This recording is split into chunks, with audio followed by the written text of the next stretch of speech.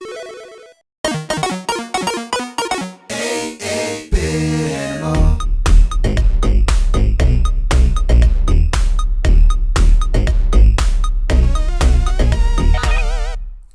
you doing, good people? This is the 8-Bit Animal.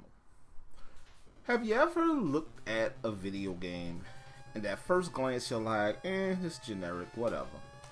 But once you kind of scratch just a little bit beneath the surface, you're looking at it and you're like, oh, wait, this kind of got a little heat to it. Today's game is an example of that.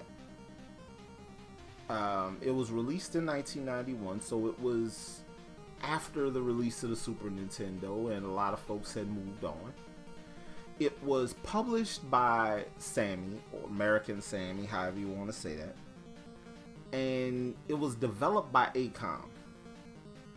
Acom developed a whole bunch of random stuff for the NES, Game Boy, TurboGrafx 16, arcades. Just a bunch of random stuff like a Styanax and hoops and taking it to the hoop on TurboGrafx and Blaster Master Boy on Game Boy, stuff like that. Just a myriad of random stuff. And a lot of it was generic, a lot of it was kind of mediocre. But this game is an incredibly competent sum of its parts. And it's one of the great hidden gems on the NES, especially for that time period after the release of the Super Nintendo. Today, we're going to take a look at Vice Project Doom. Now, Vice Project Doom puts you in control of Detective Hart. Detective Hart is investigating the Beta Corporation. The Beta Corporation, they sell electronics, they provide weapons to the military, stuff like that. They also, though, under the table, are manufacturing this substance called gel, which is sustenance for them because they're aliens. See where we're going? And this is a real generic plot, but it kind of works. And the gel, while it's just sustenance for them, it's a drug for humans. And Detective Hart is trying to uncover the truth and take down Beta. Well, this game starts out with a driving stage, an overhead driving stage. Kind of like Super Spy Hunter, the one that we don't really talk about, though it is kind of awesome. That game. So there are 2 driving stages in this game. Then there are 2 first-person shooter type stages that kind of look like the shooter stages in Bayou Billy, but you don't have zapper control. You just kind of move a crosshair around, and it works. It works pretty well. The rest of the game is side-scrolling action.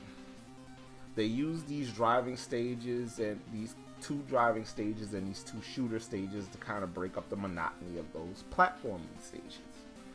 And those stages, it works. It's effective because you don't necessarily get overly bored with any of this game. It's not a particularly difficult game. It's a pretty good game, though. It's a lot better than most of the stuff Acom developed. And yeah, for my money, Vice Project Doom is a pretty solid release. A lot of the story elements are really cliched. There are also a lot of things in game that don't make no earthly sense. Like, why are the ghosts from Phantom Fighter in this game? Why did we have like a random swamp stage? Nothing makes sense, but everything works okay. Because it's so ridiculous that it can't help but to work.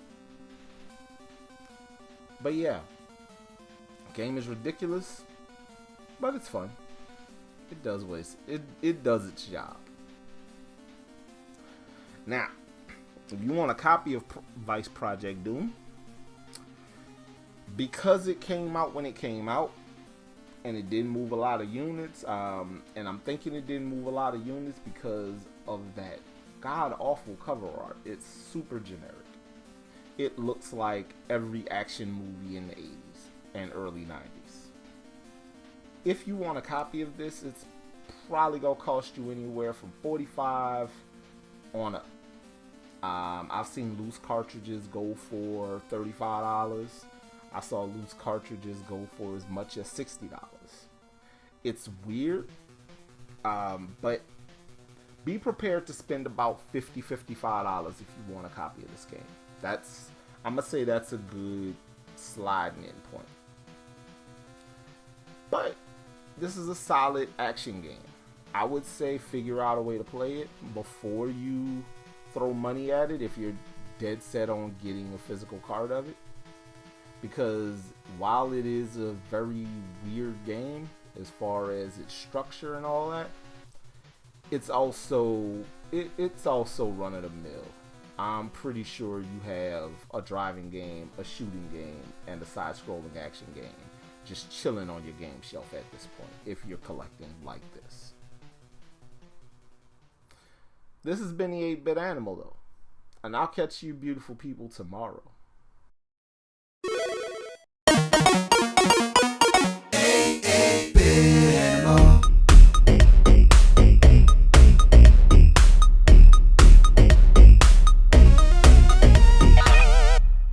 Tomorrow. Hey, tell them bring some potato salad and some white bread. We going fishing and we coming home with dinner.